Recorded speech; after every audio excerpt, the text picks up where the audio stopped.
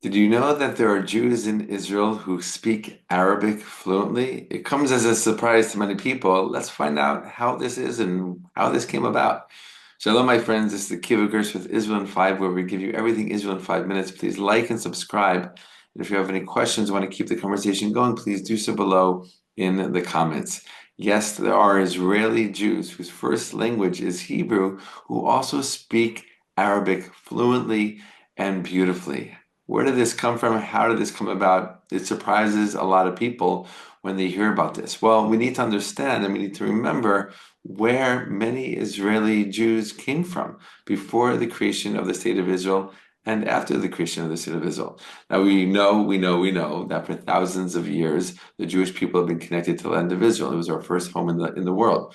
We were kicked out multiple times thousands of years ago by our enemies.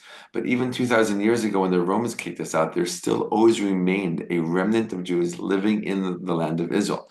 That's a very important fact to know and to remember. There literally wasn't a second, not even a second, since the first Jew came into the land of Israel when they crossed the Jordan River, led by Joshua, as we learn about in the Hebrew Bible.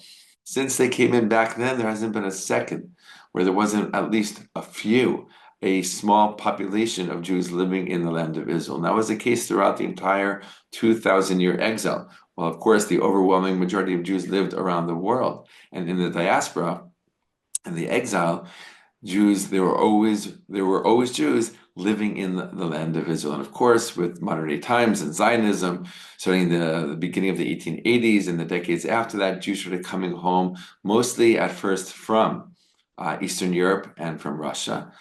They were the early pioneers, the early Zionists who laid down the foundation for the future Jewish state. And once the Jewish state was created, many hundreds of thousands of Jews started pouring in from all kinds of Arab countries, Muslim lands, Arabic speaking lands.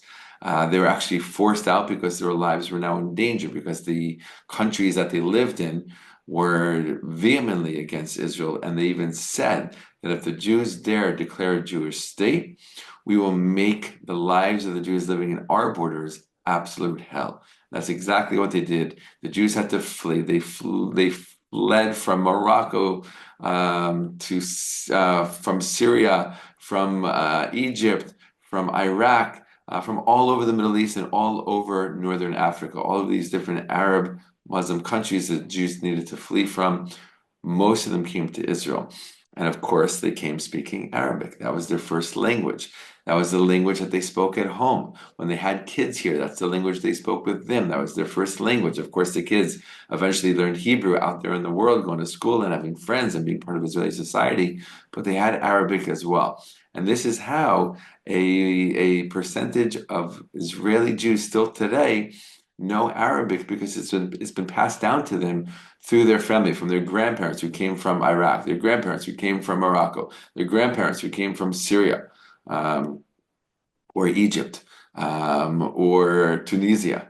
All right, Arabic is part of their family experience, it's part of their language that they speak in the family. There are others in Israel, other Israeli Jews who also have learned Arabic on their own, not from their families, but some of them learn it in the army. Right? They're trained in intelligence. They're trained to read Arabic newspapers to glean any information that would be helpful for Israel. They are in a special unit where they are actually infiltrating Arab society, both in Gaza and in Judea and Samaria. So they, of course, they need to be at a very high level of Arabic.